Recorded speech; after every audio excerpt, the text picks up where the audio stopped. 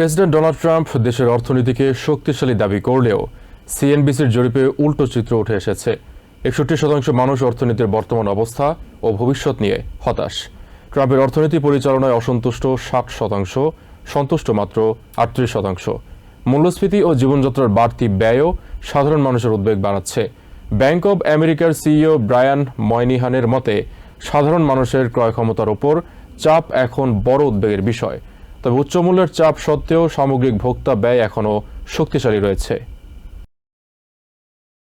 সম্প্রতি ফক্স নিউজকে দেয়া এক সাক্ষাৎকারে প্রেসিডেন্ট ডোনাল্ড ট্রাম্প দাবি করেন, দেশের ইতিহাসে অর্থনীতি এখন সর্বকালের সেরা অবস্থানে। রেকর্ড কর্মসংস্থান ও নিত্যপণ্যের দাম কমার কথা তুলে ধরে তিনি বলেন, এই অর্জনের জন্য তার প্রশাসন A+ গ্রেড পাওয়ার যোগ্য।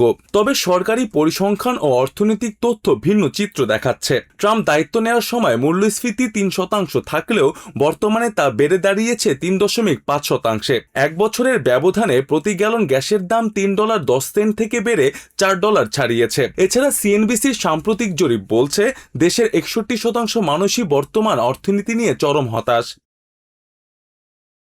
এ প্রসঙ্গে এমএস নাওয়ের সাথে সাক্ষাৎকারে পেনসিলভেনিয়ার সাবেক ডেমোক্রেটিক কংগ্রেসম্যান প্যাট্রিক মার্ফি ট্রাম্পের দাবিকে স্বপ্রদত্ত গ্রেড বলে আখ্যা দেন। হোয়াইট হাউসের ন্যাশনাল ইকোনমিক কাউন্সিলের সাবেক ডেপুটি ডিরেক্টর ভারত রামামূর্তি জানান, শুল্ক বৃদ্ধি ও ভূ রাজনৈতিক সিদ্ধান্তের কারণে দেশের পরিবারগুলোর বার্ষিক খরচ গড়ে $১,০০০ মতো বেড়েছে।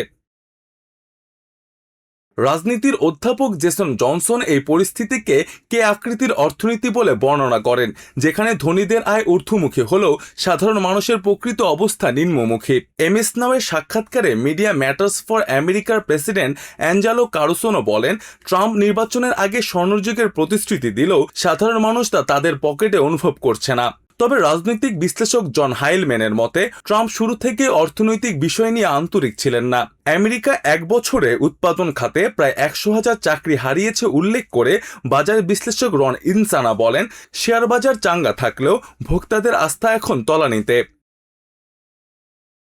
ব্যাংক অব আমেরিকার সিইও ব্রায়ান ময়নিহান সিএনবিসির এক সাক্ষাৎকারে বলেন, অগাস্টে গ্রাহকদের ব্যয় বাড়লেও আয়ের স্তর ভেদে মানুষের খরচের ধরনে ব্যাপক ফারাক দেখা যাচ্ছে। তবে তিনি স্বীকার করেন, আবাসন ভাড়া, বীমা ও খাবারের বাড়তি দাম সাধারণ মানুষের মধ্যে সাশ্রয়িতার সংকট তৈরি করেছে। মুস্তফা আশিকিন আবির, TVN 24 news desk. New York থেকে সম্প্রচারিত TVN 24 টেলিভিশন বিশ্বজুড়ে বাঙালির কণ্ঠস্বর।